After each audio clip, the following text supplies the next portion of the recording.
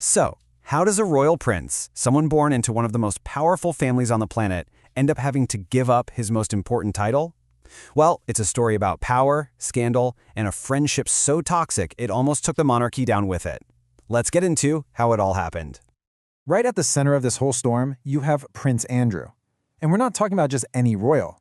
This is the king's brother, a celebrated war hero, a guy who was once right at the heart of the British establishment. And then you've got this dark cloud hanging over everything, Jeffrey Epstein. His death left this incredibly tangled web of secrets, and who was caught right in the middle of it? Yep, Prince Andrew.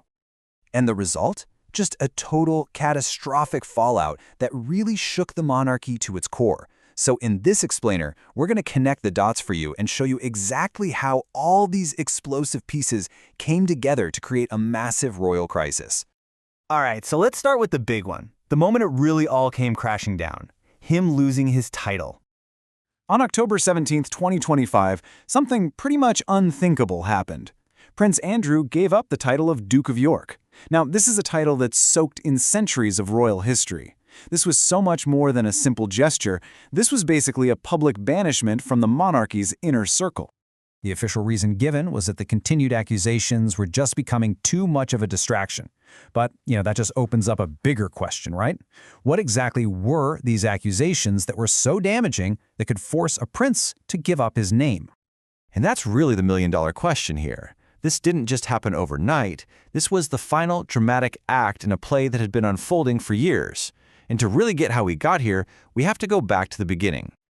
It all really kicked off with a lawsuit that would completely change the game. So let's break down the core allegations that just brought Prince Andrew's entire world crashing down. At the absolute heart of this is Virginia Gefer. Back in 2021, she filed a lawsuit that sent just massive shockwaves through the royal family. She alleged that she was trafficked by Jeffrey Epstein and Ghislaine Maxwell to have sex with Prince Andrew, starting when she was just 17 years old. I mean, just listen to this quote from Geoffrey's memoir. It's incredibly powerful. She describes this chilling sense of entitlement, saying it was like he believed having sex with her was his birthright. It just paints such a vivid picture of a huge power imbalance. And look, you really can't understand any of these allegations without taking a hard look at Prince Andrew's connection to Jeffrey Epstein. That friendship, well, that's the foundation this entire scandal was built on. It's actually kind of easy to forget who Prince Andrew was before all this blew up. He was a war hero, supposedly the Queen's favorite son, and a global ambassador for British business. He was, to put it simply, at the absolute top of the establishment. An ill-judged association. That's it. That's how Prince Andrew described his friendship with a convicted sex offender. To a lot of people, that felt like a laughable understatement. A pretty desperate attempt to downplay a relationship that would end up being his downfall. So you've got the allegations swirling. The Epstein connection is under this massive microscope. Let's walk through the timeline of exactly how Prince Andrew's public image just completely unraveled. So here it is, the downward spiral. It all kicks off in 2019 with that now infamous BBC interview, which was just a PR disaster of epic proportions. The fallout was instant, and it forced him to step back from public life. But the real blow, that came in 2021 when Geoffrey filed her lawsuit. By 2022, it was pretty much over. He settled out of court, and while he never admitted guilt, the damage was already done.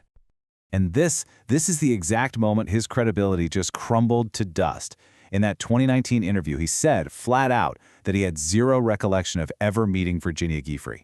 The only problem? This photograph, which seems to tell a very different story.